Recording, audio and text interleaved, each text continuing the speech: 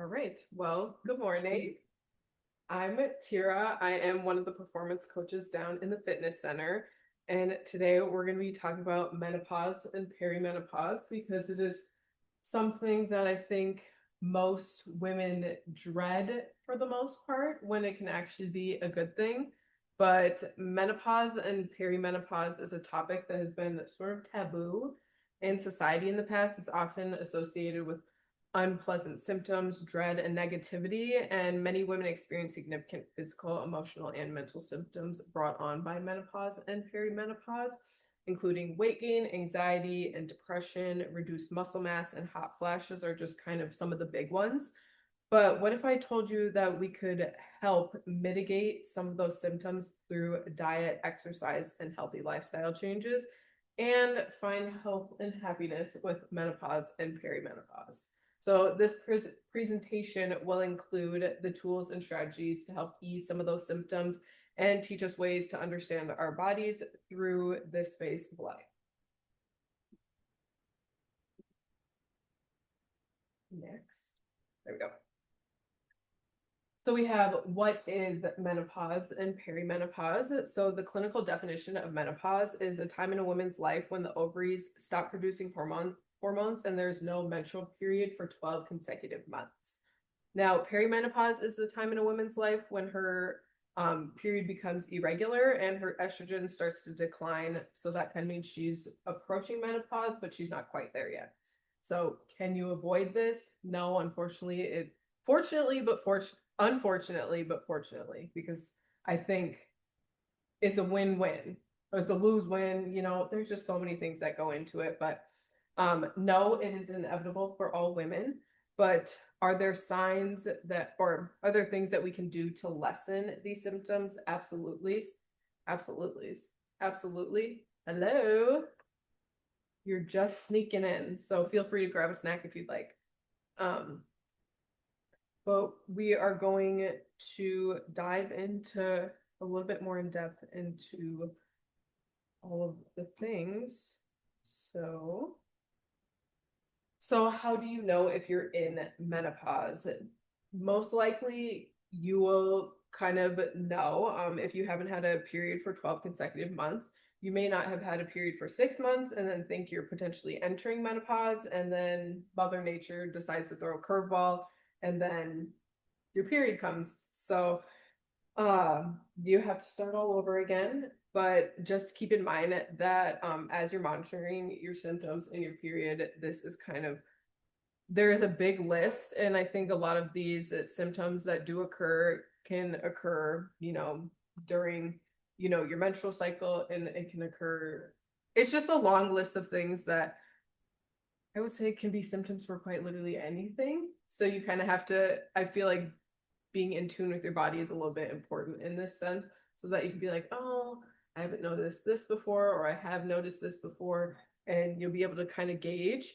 But some of these symptoms include insomnia, weight gain, anxiety and depression, difficulty concentrating, memory problems, painful and stiff joints, breast tenderness, vaginal dryness, discomfort during sex, racing heart, headaches, urinary tract infections, reduced muscle mass, low libido, reduced bone mass, less full breast, hair thinning or loss, and increased hair growth on other areas of the body. So that is just kind of the full list of everything.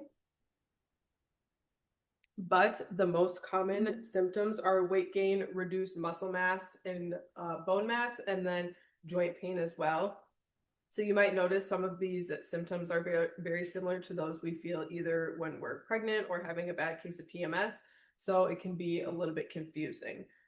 But how do you know if you're in perimenopause? Again, some of these symptoms are similar to when you're entering menopause as well. So how do you know if you're in perimenopause? So we all know that perimenopause is a time in a woman's life leading up to menopause that is often when our periods become irregular, our estrogen levels start to drop, and we also know this is the most symptomatic of all phases, which means that this is typically when we have more severe symptoms and more symptoms But then when we reach full-blown menopause, those symptoms may dissipate and then no more period. So these are some of the symptoms you may feel when you're in perimenopause. And we have trouble sleeping, low energy and fatigue, mood swings, anxiety and depression, brain fog, short-term memory loss, weight gain, night sweats, hot flashes, urine leakage, and urgent need to urinate more frequently, low libido, breast tenderness, irregular periods, worse PMS, and then vaginal dryness. So the most three common symptoms in perimenopause are night sweat / hot flashes, weight gain, and then anxiety and depression. It's also worth mentioning that every woman is different, and some women may feel very mild symptoms, and then some women might feel a little bit more extreme or severe symptoms, both or one or the other. So keep in mind that, and remember that it's very important to monitor your symptoms and talk to your doctor or gynecologist about what you're feeling. Sorry, it got a little loud out there. All right, so what's the difference? So the big biological difference between the two, you can see it from the chart on here. We have childbearing years, which is the green part. So can you see my cursor? Oh yeah. So this is the green part, which is our childbearing years. And then estrogen, this is when estrogen levels are very high. And then as we reach perimenopause, which typically starts in your 40s, but can begin much earlier as well. This is kind of where we're in this little red / orange area right here. We see that our estrogen levels start to plummet the last few years that we are in perimenopause, or our estrogen depletion accelerates. And this is when our symptoms are the strongest, when we finally reach full-blown menopause, which is down here in the orange. We see that we have very little estrogen in our bodies. So the lead up to menopause can be 4 to 10 years. And I actually did not know this before I started looking for everything for this presentation, so I was quite surprised. So I did also learn something new. So here's kind of the bad news. Perimenopause can last from 4 to 10 years. And remember, we are not considered fully menopausal until we have no period for 12 consecutive months. So if you're interested to find out what phase you're in, you can get your hormone levels checked by your doctor, or your gynecologist or the endocrinologist. And now you can even buy over-the-counter kits that can give you a good idea of where you're at in each phase. So understanding our bodies with menopause and perimenopause. Lots of questions with lots of answers. So these are some of the basic questions, and I'm just going to go through kind of all these questions in a little bit more in depth on how to answer them. But first up, we have, why am I gaining weight?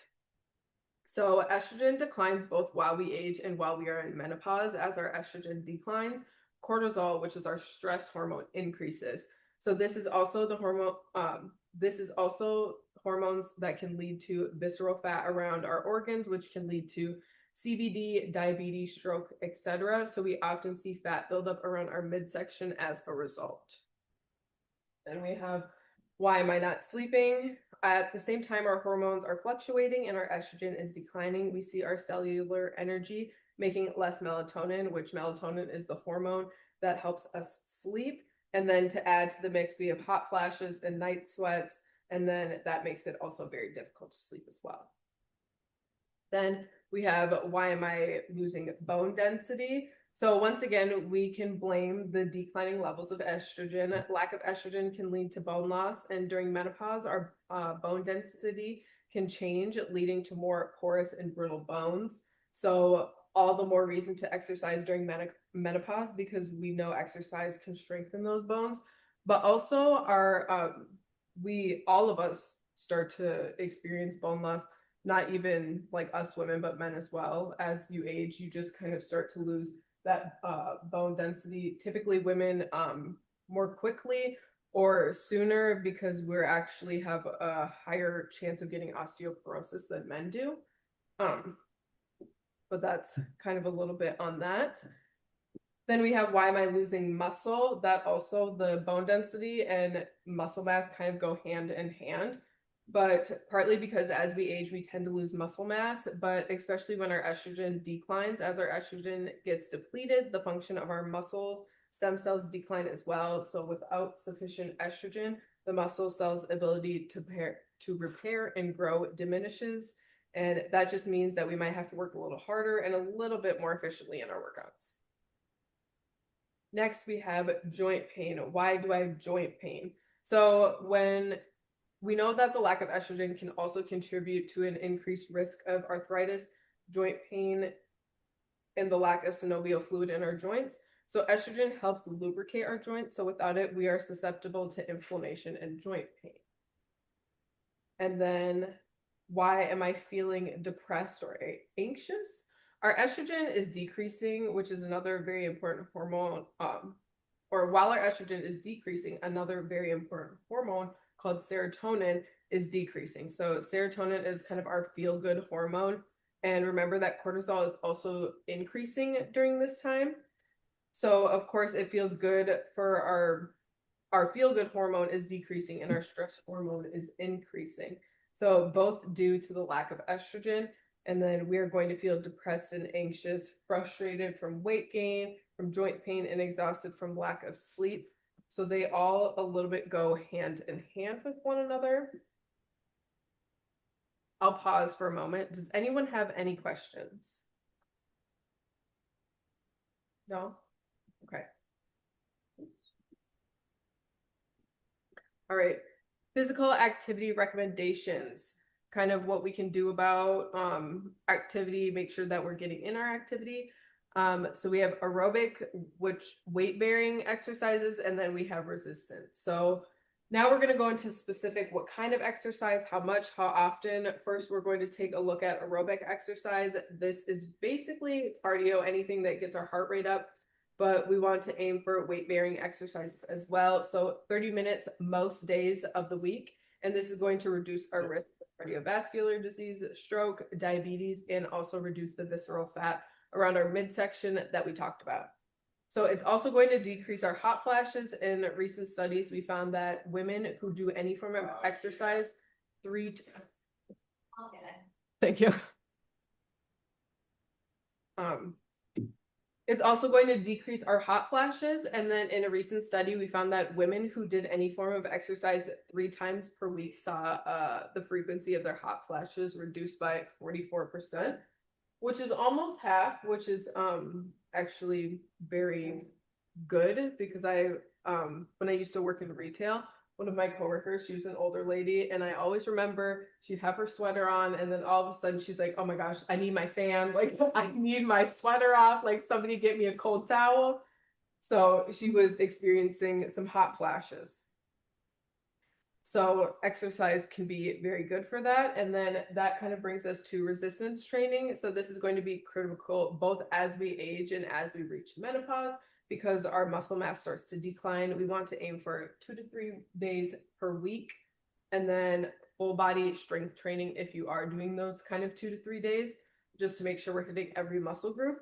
This is not only going to improve our strength, endurance, power, bone density, balance, but it's going to decrease your fragility, and then also improve our strength and all increase our metabolism. And we want to choose any form of resistance training that you enjoy. So it can be, your aerobic can be biking. And then if you like to do just lighter weights and maybe put on a video and do it that way. Or if you have kind of a personal trainer or something, there's so many different ways that you can get in some sort of resistance training. And there's also so many resources on the internet nowadays. But yeah, so we want to choose any form of resistance training that we love and stick to it. So using your own body weight, yoga, Pilates, bar, resistance bands, all forms of resistance training, any form is good form. So next, we have physical activity recommendations. So this is kind of continued. We're talking about flexibility and balance, which are also 2 very important things, especially when you age. So let's talk about flexibility. We want to aim for at least 2 days per week. This will improve mobility and range of motion to live independently. It'll also decrease pain and stiffness. So just ideally doing 10 minutes every day of like flexibility, stretching. This will improve your range of motion. And most importantly, it'll help us with joint pain that we have talked about previously. And then stretching will also help lubricate our joints and keep our muscles from stiffening. And then finally, we have balance. Again, we want to shoot for at least 2 days per week, but ideally, we want to practice balance every day. This will help with our stability and decrease our risk for morbidity, and it's also going to help with our everyday functional movements. So, flexibility and balance are, if there's something that you want to start incorporating in your routine, are definitely something that you can kind of do on the same day. So then, 10 minutes of each, if you have 20 minutes, 10 minutes of flexibility, 10 minutes of like balance exercises, just because I think a lot of this seems like a lot to take in at first. But then once you kind of divvy up, okay, these 3 days I'm going to do aerobic exercise, these 2 days I'm going to do resistance training. The flexibility can be done kind of after your resistance training or after your aerobic days, because a lot of the time you want to be doing more static stretching after your exercise, and then you want to be doing more dynamic stretching before. So kind of like, the high knees or like the butt kicks or something like that, something that's moving before your workout, and then static after, where you're kind of like holding that stretch, you're trying to touch your toes and all those kinds of things. And then we have general activities to do. These are just kind of things that can help with those symptoms. So getting a consistent sleep schedule, we want to get 7 to 9 hours per night, which I know can be extremely difficult with insomnia and night sweats. And I think, I could be wrong, but I think most of us don't get as much sleep as we're supposed to as humans in general. But this is just kind of aim for that 7 to 9. I try to, but sometimes it's 6, sometimes it's 5. Like, sometimes life gets the best of us, but we have to make sure that we're prioritizing our sleep. But with the night sweats and everything like that, and insomnia, because I've actually heard my mom and my grandma, I feel like they would always say they had like trouble sleeping, and I'm like, what is this? And I feel like as you get older, it's just, those estrogen levels are decreasing, so that sleep is a lot harder. Because I always remember my grandma, she would be awake at like 1 a.m. and I'm like, oh, what are you doing? And she's like, oh, I already took my nap. Like, so.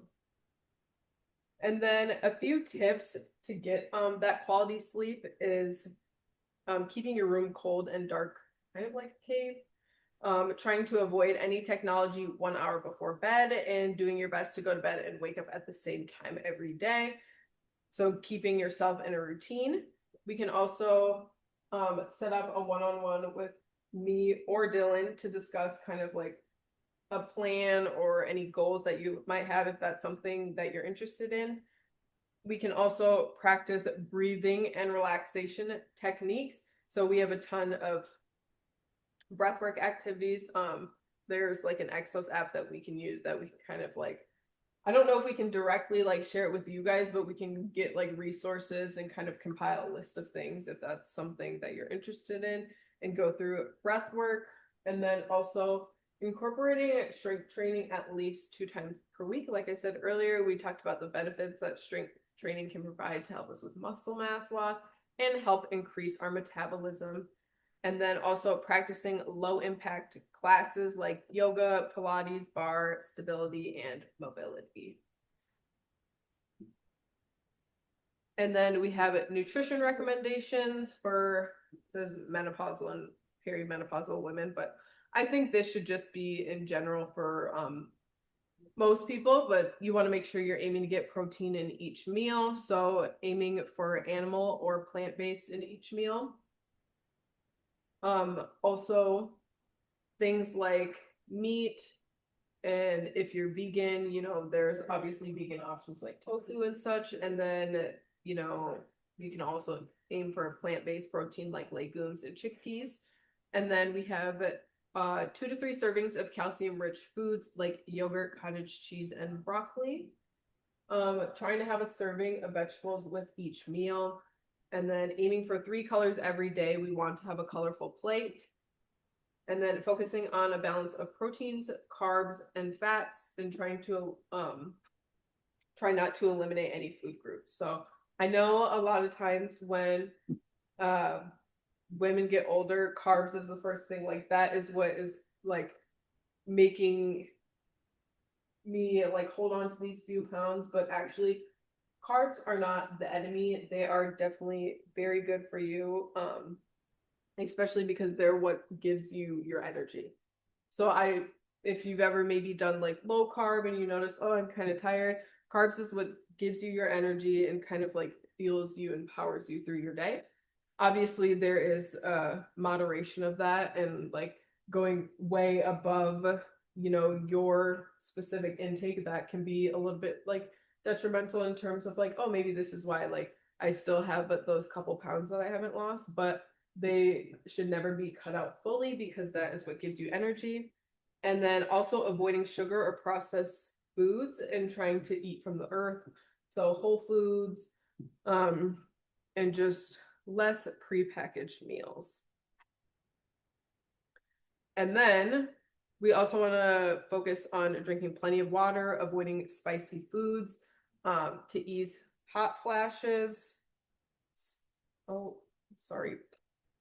Caffeine and alcohol in moderation, and then eating foods rich in omega-3 fatty acids. So salmon is a good one and one of my favorites.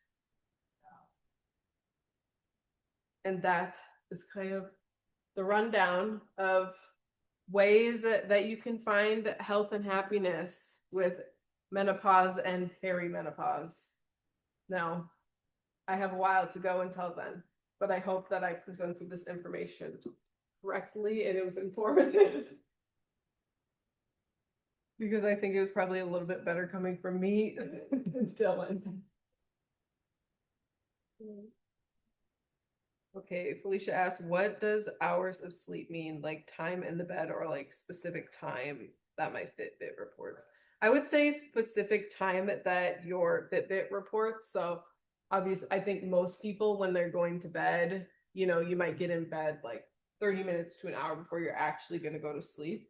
But once you kind of, your head hits the pillow, we don't know exactly what time we're falling asleep. But from that point, to obviously when we wake up, especially if you have like a device that tracks what time or your kind of like sleep, I would say that's like your best bet. So if if you don't have any device like that, I would just be like, okay, this is the last time I looked at the clock was like 11:15 p.m. and then whatever time you wake up. So I hope that answered your question.